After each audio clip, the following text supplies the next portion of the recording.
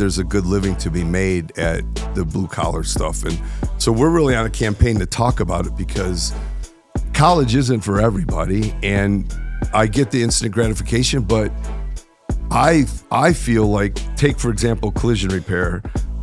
There's nothing better than a wrecked vehicle. I mean, there is real satisfaction in seeing the work that you've done. All right, guys. Matt, founder of Crash Champions here in Las Vegas. About to be a fun week, man. Yeah, I'm excited to be here. Thanks for having me. Absolutely. We got WrestleMania, fun event, right? I've never been. I've never been live either, so be excited to see it. Yeah, we'll see what happens out here. Could you talk about Crash Champions? Explain for people that don't know what that is, your company. Sure, collision repair company. I'm the founder, so been at it really my whole life.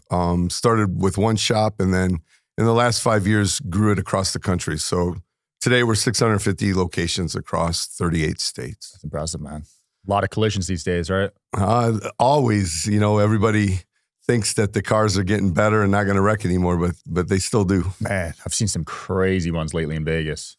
Oh, yeah? I think Vegas is, just saw this article, the most expensive state to own a car. Oh, wow. Because of the insurance and everything. Yeah, there's definitely something to cities where you can, a lot has to do with speed. So like the number one kind of metro as kind of accident per individual or driver is like Portland, because it's a metro, but also can get up to pretty decent speed around there. So combination of a lot of cars, congestion, and speed usually equals lots of accidents. That makes sense. What's the most repaired vehicle you see at Crash Champions? Toyota Camrys are the one we see the most, and I think that's probably because it's the most sold in the U.S. It makes sense. So the top three kind of go that way: the Toyota Camry, Honda Accord, F-150. Those are the most sold too every year. So yeah, that makes sense from a sheer numbers point of view. Yeah. What about electric vehicles? You see a lot of those? We do. Thing about electric vehicles is everybody might not know this, but they're a lot heavier. So kind of laws of physics, when they get in a wreck, it's usually more damage because they're a lot heavier. I didn't know that. Yeah, the weight of the batteries mostly. You don't have the engine and the drivetrain, but the batteries weigh so much. So, anything heavier hitting something causes a lot more damage. That makes sense. Just being totally objective. We don't have to piss anyone off here, but who gets in more accidents, men or women, just based off your statistics and data? The stats say men. Okay. And it's probably because the other stat is men drive a lot more miles. So the odds go way up because of men. Yeah. So it doesn't mean men are worse drivers. Okay. I like that you added that in there. Yeah. Now, if you ask my wife, I'm definitely a worse driver, and she's probably right. Really? You're worse than your wife at driving? Well, I got in the collision industry because I can't drive very well. So, okay. Well, and I can't see out of one eye. So depth perception's kind of bad. That makes it hard to drive. A little bit of ADD. So yeah, I'm not a great driver. What's do the colors of the car matter? This is kind of debated online, I see. Like, do red cars get more accidents? I always thought it was red. I think red cars get stolen more. But dark colored cars get in more accidents, especially at night. It's like about 40% more likely to wreck. Damn. A dark car. That's way higher. Yeah. So stick with white then. Yeah, and I don't understand at night because it's basically you see the lights anyway, right? But I wish I knew the science behind that, because I think if you can't see the car except for the lights, what's the matter what color the car is? But dark cars are definitely 40% more likely. Yeah, and the age of the driver matters too, right? Teenagers. I'm sure you see those a lot in the store. Yeah, selfishly, as a collision repair company, I'd like to start a national campaign and give 14-year-olds licenses, and 14-year-olds with a license and a cell phone probably be good for business. That's a good combo. Some states are like 15. I don't want to see anybody get hurt, don't get me wrong, but it would be good for business. Some states are like 15, right? In the South. 15, are they now? 15, 16. I didn't know that, so. Yeah. I think in Jersey it was 16 for permit, and then 17 or 18 for license where I grew up. So I grew up in Illinois, and we got our permit at 15 and then licensed at 16. So Damn. I kind of assumed every state was that way, but it's not, evident. Ever thought about how much EMF and radiation your body is exposed to every single day? From smartphones to Wi-Fi, modern technology never stops emitting invisible stressors that could disrupt brain function, hormone balance, and cellular health. That's where Aries comes in, the only scientifically validated solution designed to help your body adapt to today's technology. It's trusted by elite athletes, used by the UFC, WWE, Canada Basketball, and the Minnesota Timberwolves. It's backed by science, 100+ scientists, and 40+ institutions confirm its effectiveness. It's patented, peer-reviewed, clinically proven, and publicly traded Wi-Fi is the most tested, researched, and validated EMF solution on the market. Upgrade your biology to keep up with modern technology. Protect yourself with Aries today. Click the link below to learn more. That's great, except that was Aries time. Cool. Yeah, that's interesting. 18, huh? Before you could drive. Depends on the state, yeah.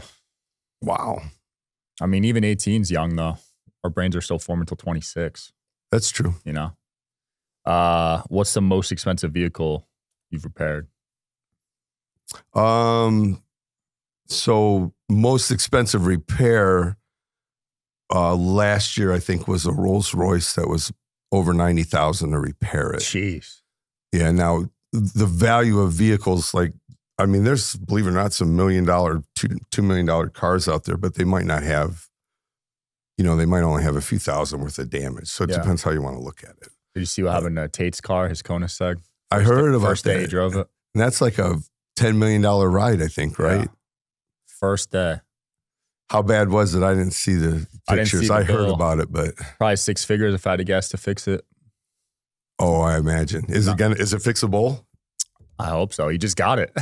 First day, drove off the lot. His No, fault or Who knows? I don't think anyone will ever know. yeah, that's an awesome car though. Have you driven one of those? No, I haven't. You know why? Those cars are all really cool, and coming up, I never really bought a bunch of cars. Being that that's what I do for a living. A lot of shop owners and stuff that I know collect a lot of cars. I never did collect them because I was always funneling the money back into the business. If I was spending money on cars, I wouldn't be able to grow the business, is how I always thought about it. And now, I mean, I'm over 50 now, so I feel if I get in those, I'm afraid I'm going to look like the midlife crisis guy. Yeah. If I get in one of those like fast sports cars and drive it around. So I don't know if I'll ever do it, but they're really cool cars. It's an expensive hobby, collecting cars.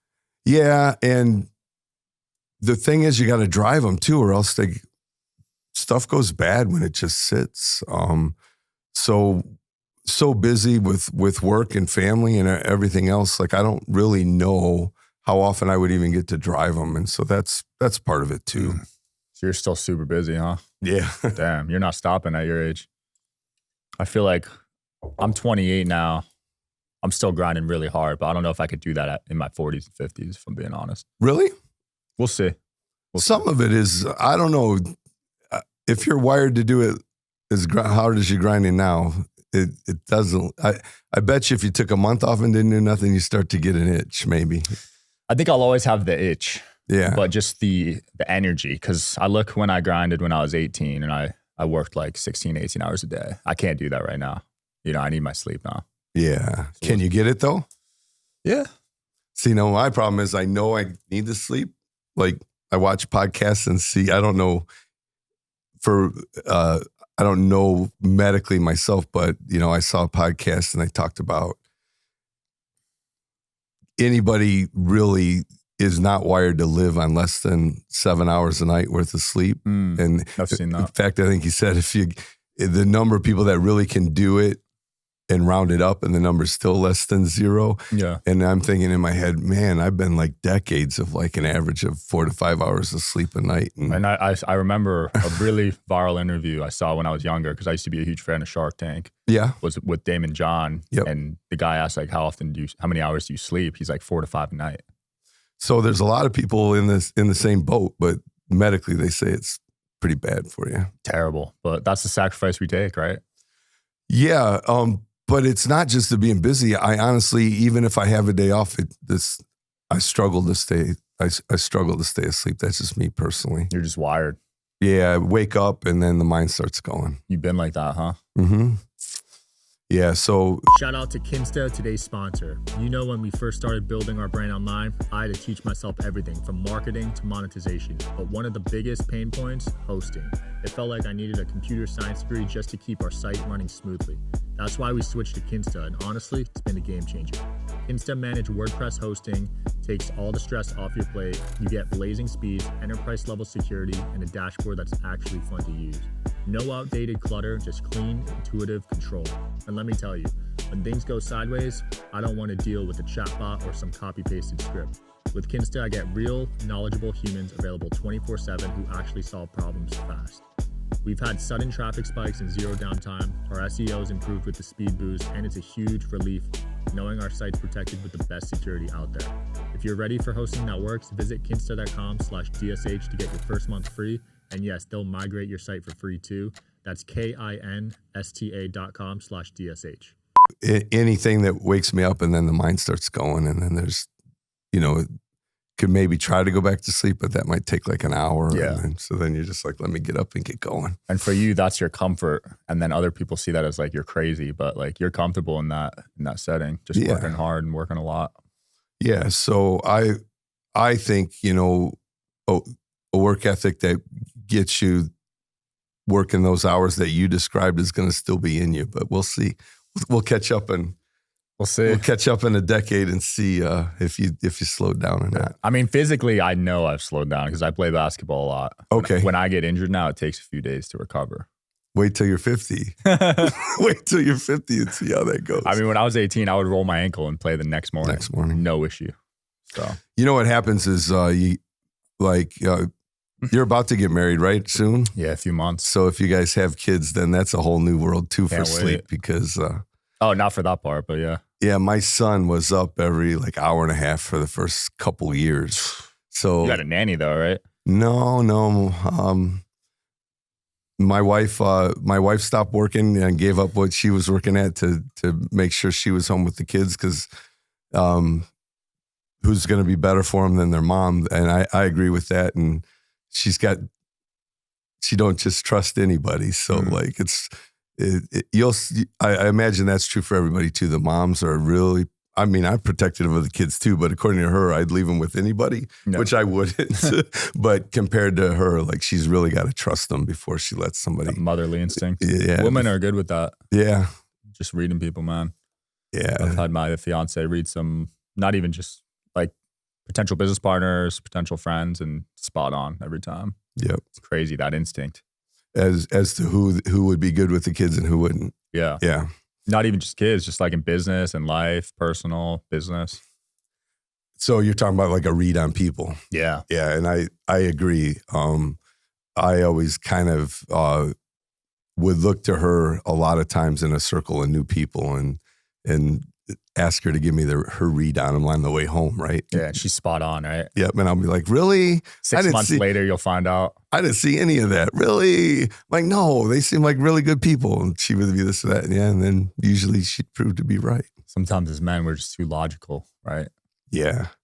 She's got that emotional instinct that, I've worked really hard at becoming emotionally intelligent because we've got 11,000 employees at Crash Champions. You have to have some sort of emotional intelligence to deal with the team. But it's definitely for me work, right? To understand people and understand those kind of things where it seems for her, it comes kind of natural. Yeah, that's insane. That's a lot of employees for someone that didn't go the traditional education route, right?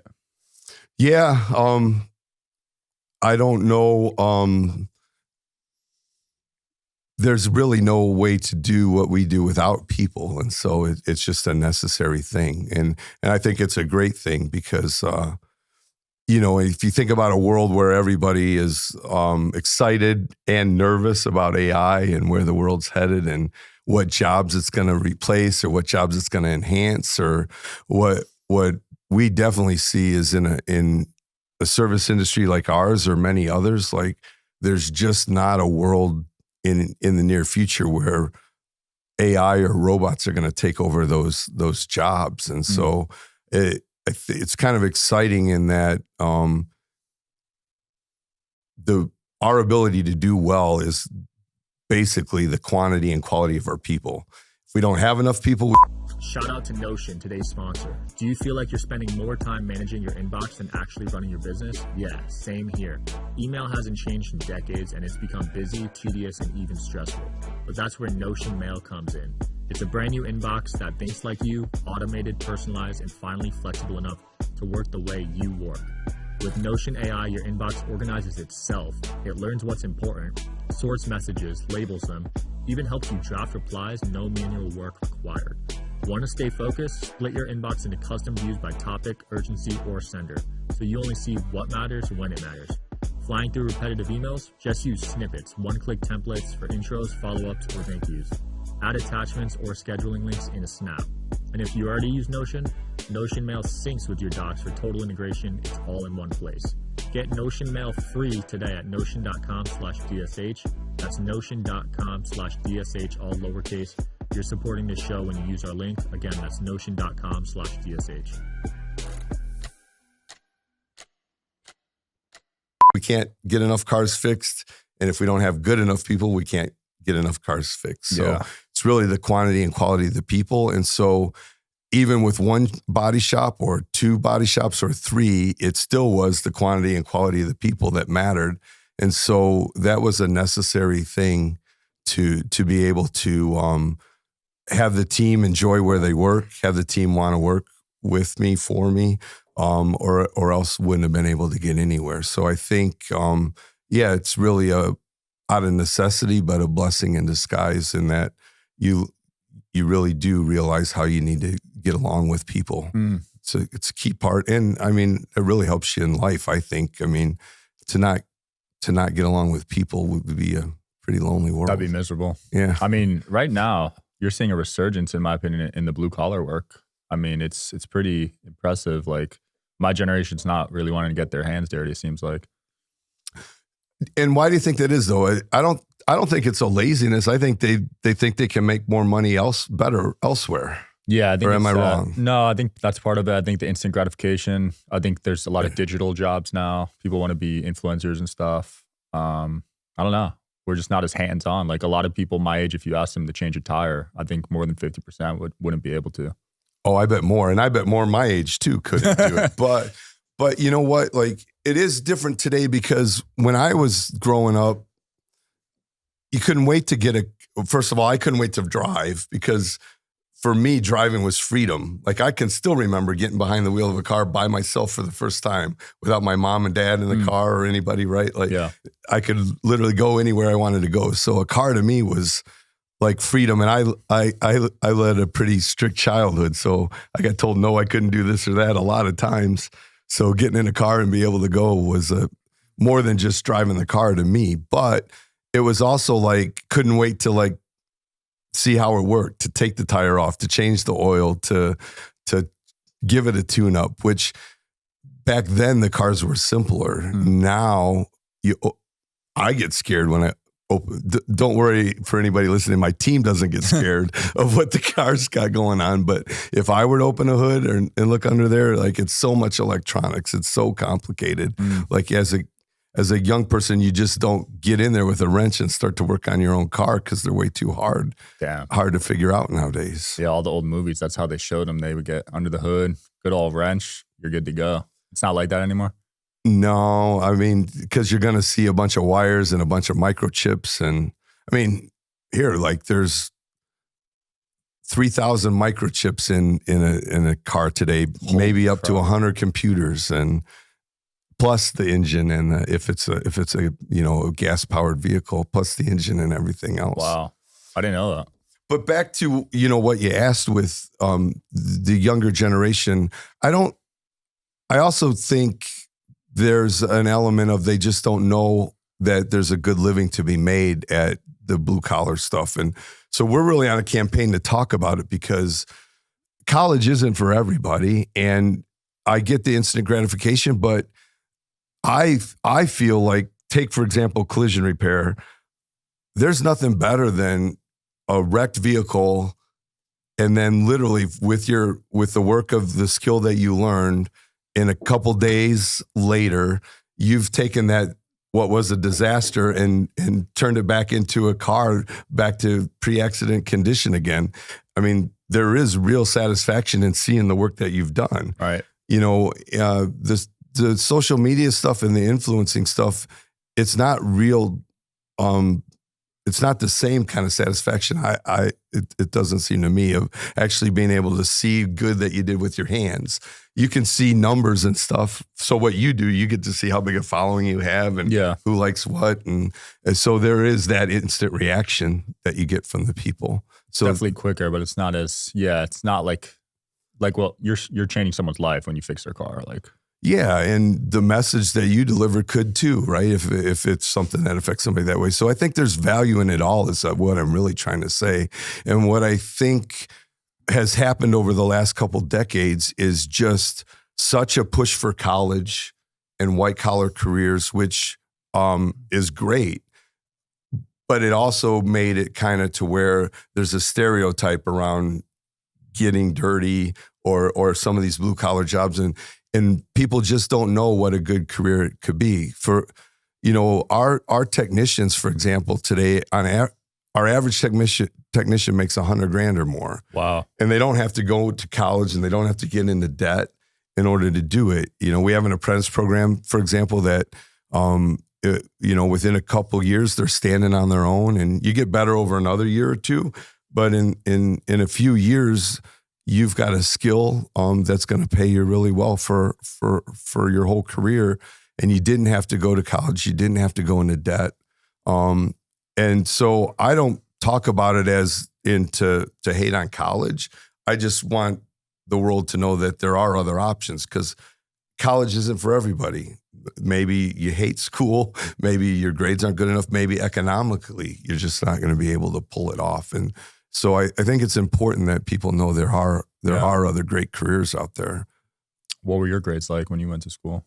I was actually pretty good in high school, but I went to a high school where there were 40 people in my class. So I think I was like second in the class because, and I hated to read at that time, which I love to read now, but at that time. So I think in English, like we had to do book reports and stuff, which I just refused to do. Oh, some of those books were terrible. Yeah. So I refused to do them. So I think like a C in English made me not be the smartest one in the class, but I did good in school. But, in my family, my stepdad was a rural mail carrier. And so I don't know, maybe he made like $30,000 a year. And my mom was a stay-at-home mom. So there was no mindset in the house for like talking about a career or talking about it. It just wasn't the way that they lived. It was almost like money wasn't, it was bad to aspire for money almost. Right. So I kind of like apple fell way off the tree in the route that I went. But for me, it wasn't because college just wasn't an option. You know, you're dealt the hand you're dealt, and you make the best of it. So they just never talked to me about college, and it was right in the beginning of what I would say computers, because. And I was in a real small town, so it's not like we were leading the way and getting computers first as far as schools and stuff. So we didn't have computers in school, in my high school. So the things that the world is today wasn't back then. So probably I feel, unless you were going to be a doctor or lawyer or somebody who really needed college when I was coming through high school, it was a different kind of view. Yeah. So you picked trade school instead? Well, I had an accident when I was 16. I didn't want to make an insurance claim. And I knew a body man in town, because the town only had 1,400 people. So you kind of knew of everybody. And he had a garage behind his house where he did work at night after his day job. And so I went over and asked him if he would show me how to fix my car. And he did. And then I started fixing other cars with him after school. Oh, wow. And then got a job with him at the body shop he worked at right after high school, and never left. Rest is history. Yeah. What's that guy doing these days?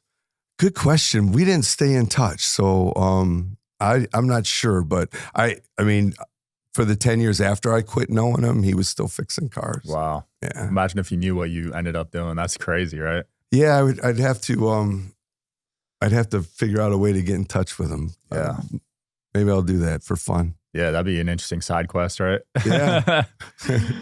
Man, one of that's those cool. if you could see me now kind of things, right? Yeah. Yeah. He wouldn't have saw this coming. I was 16 and I was young and dumb and made all kinds of dumb mistakes. Did you pick it up pretty quickly though, the skill set? I actually wasn't that good. I think that's how I ended up in the administrative part of the business because I wasn't that good at fixing the cars. I was a better painter than I was a technician because we divide the two. Kind of for streamlining processes. The way the industry pretty much functions now is you don't take a car from start all the way to finish. It's specialized. So the guys that do what we would call the body work or the sheet metal part of it are separate from the guys that do the paint applications. Got it. At that time, it was a little bit of a mix of both where some did it all the way through and then some were going to what was the new way of doing business back then. So I did learn to do both, but was better at the painting than the body tech side, and then really wasn't that great at either. So I ended up in the office. Well, realizing your strengths, that's important. Yeah. And I always had that entrepreneurial spirit. So I always knew I wanted to own my own business as well. So it was a little bit of part of that is learn everything to do with it. And one day, dreamed of owning a body shop. I love it. Because I'd go back to like 11, 12 years old. I was pushing a lawnmower around town trying to mow people's grass and collect $5 or $10 or whatever. So there was always that entrepreneurial want to run a business or do stuff for myself. I did that too. Shoveling driveways in the winter. Yeah. $20, $30. Do kids do that nowadays? I hope so. Cause that's like a rite of passage. If you're an entrepreneur, shoveling driveways, mowing lawns, I feel like you got to go through that. Yeah. Yeah. I think, my hope is that the young generation isn't so anti-blue collar work. I think they just don't know about it. Yeah. So I mean, there's even social media accounts of popular people that are fixing cars, that are electricians, that are plumbers, that are kind of videoing what they're doing every day, and people are tuning in to check it out. And I think it's a little bit of the same thing. Everybody's just trying to let everybody know a day in the life of this career looks like this, and maybe it interests you. Blue collar's back, man. I look at what I'm paying some of my contractors for stuff around the house. You wouldn't believe some of these numbers. Like Supply and demand works. The roofing blows my mind how much those guys make. And here, think about this. Did they call you back right away? No. Right? So I look at that stuff and I'm like, man, if I ran my business this way, I'd be out of business. You have to keep calling them, beg them to come out. Yeah. And then wait for how long did it take you to get a roof done? It was a while. Yeah. There's a lot of inefficiencies with the blue collar work too, in terms of advertising and getting their business out. Because a lot of them just do word of mouth, right? That, and they're in such demand. It really is this. They're not bad business people. They're in such demand. They don't have time. Yeah. they They're don't just have time. nonstop working. My wife would want some work done on our house, and I've literally left messages for 2 or 3 from referrals, great contractors, and I still waiting for a call back. That's a good problem for them. Yeah, so I think to your point, the great thing is if our efforts to drum up interest in the industries or the blue collar trades doesn't work, those that are in it are going to get paid a whole lot of money to do it, because if there's a bidding war for a painter to come paint your house, I imagine the painter's going to go to the highest bidder, I would imagine. Yeah, AI's not painting houses yet. Yeah. We'll see how these humanoid robots do, but not anytime soon. They're in Amazon though. Have you seen those? There's some pretty amazing stuff that technology is able to accomplish. I haven't seen the Amazon one personally. Yeah, a lot of the staff got let go because they're just doing all the packaging now. It's robots. Robots doing it. Crazy, right? There's just a few guys overseeing them, making sure they don't mess up. But so they talk about like drones delivering to your house and stuff. I wonder how that's going to work. I don't know if I even need that, first of all, because I get packages in 2 to 4 hours from Amazon. It's crazy. Right, from a vehicle, right? Yeah, I live like right by an Amazon. So they're just getting faster and faster. I remember when I was growing up, it took like 3 to 5 days. Yeah. Before Prime even came out. And then Prime was a big deal. And now Prime's like 4 hours. my wonder about it is like if it were, picture a drone bringing it to your front porch, but the drone's only so big. It's not like it can carry the truck of goods behind it. Yeah. So what is there, like a mothership that has to base load over the neighborhood? And Star Wars out here. Right. And then all I don't know how it ends up working. Have you seen the food delivery robots on the sidewalks in LA? I have. And I'm from Chicago, and you know what I say? In Chicago, they be kicking that cooler over and taking the food. That cooler no way gets to the house. I've seen they be kicking that cooler over and taking the food out of it. I think this every time I see one, I think the same thing. Some homeless guy's just gonna take it or something. Right. I saw one get stuck. There you go. Yeah. Those don't seem the most efficient to me. And so I asked about that, and somebody told me that there's actually somebody remotely driving it. Really? It's not like a programmed cooler going to the house. There's actually somebody with a screen somewhere. So I was told, because I wondered, like, there's no way you can just program the path and this thing finds its way to the house. Yeah. And doesn't hit a pothole, doesn't like, what if there's a homeless person sleeping on the sidewalk? What's it going to do? So I was told it's literally somebody remote control driving it. But, for now, yeah. But I don't know. Well, there's, have you seen those self-driving Ubers in San Francisco, I think? Yeah. Those are bad for my industry, by the way. Self-driving cars that don't make mistakes won't really have collisions. But I've seen them. I've also seen videos of people getting stuck in them where it goes in circles for a couple hours and you can't get out. So yeah. I kind of like watching that go wrong every now. I mean, I feel bad for the person stuck in the car, but as a collision repair guy, I hate to see the industry go away. And it's not going to. If there's 280 million cars on the road in the US. Yeah. And so only 16 million cars a year about new cars get sold.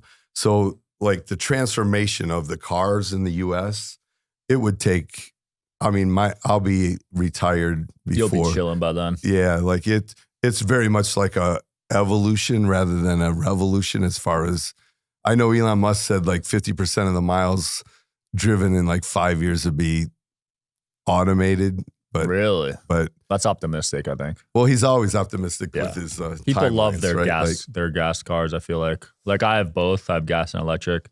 I don't trust the self-drive on my car. I've never used it. Never? It just feels weird. You know what I mean? Yeah, I like to drive too. And but I have friends that love it and swear by it. Really? I think it's great. I just feel like I like having that control. Like I do too. That's why even flying, I get a little nervous sometimes.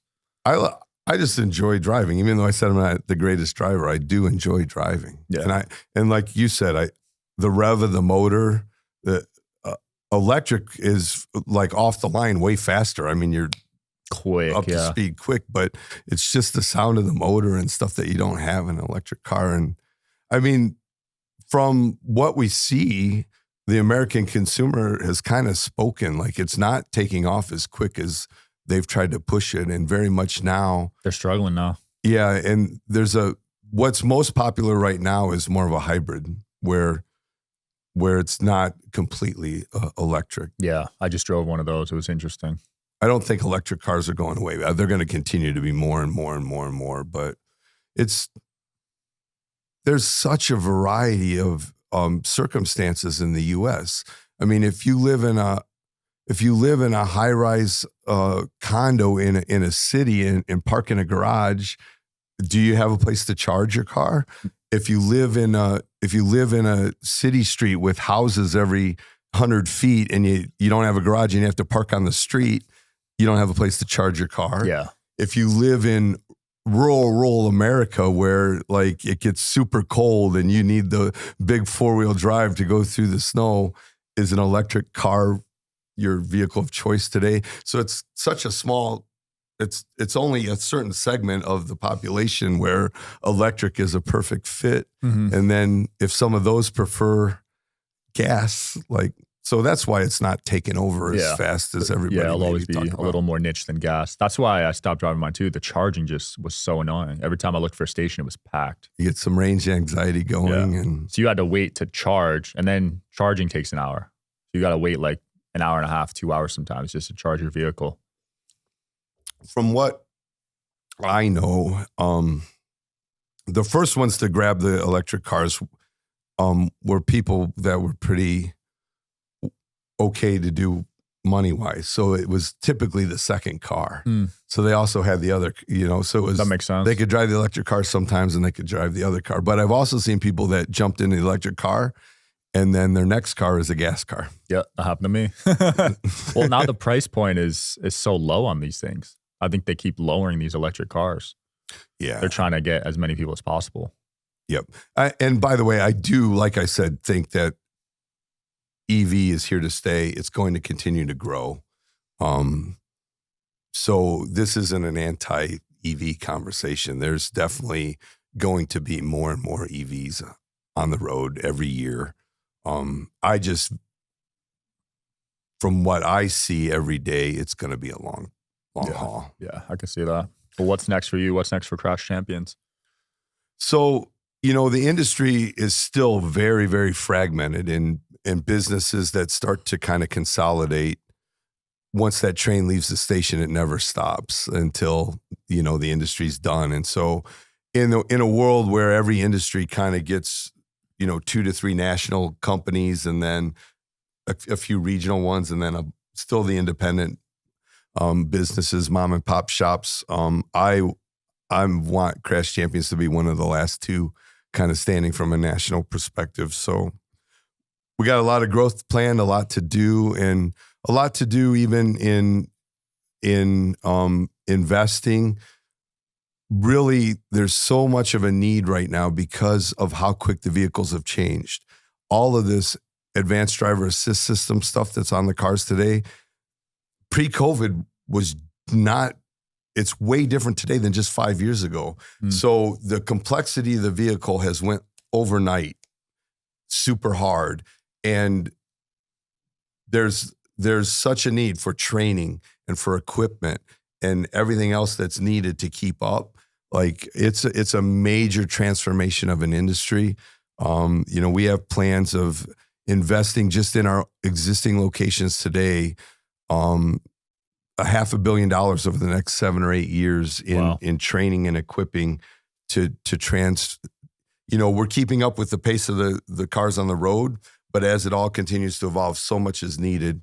So it's an exciting time too, because it's a challenge, right? It's not the same as it was yesterday. And that's what makes business exciting. And that's what gives you a chance to really succeed, is when you see something changing and you got to meet kind of the customer of tomorrow where they are. And that's what we're all full speed ahead on doing today. And AI is going to bring about efficiencies in our industry from an admin perspective that we can't wait for, because most of the stuff that AI can help us with is stuff that our teammates hate doing. So they hate, all the double entry of stuff, from invoices to things like that, to even sending out text messages to update customers and things like that. And AI, and even scheduling and figuring out the best recommendation for the customer, where we can get them in and most efficiently fix their car at a time and place that's convenient for them. AI is coming along and really helping us be so much better. And it's not a threat to our people. It's doing all the things that our people hated doing anyway. So it's an exciting time, really. I love it, man. Well, we'll link your socials below. Thanks for coming on. Thanks for having me. We'll have to do another one of these days. Appreciate it, Sean. Check them out, guys. I'll see you guys next time.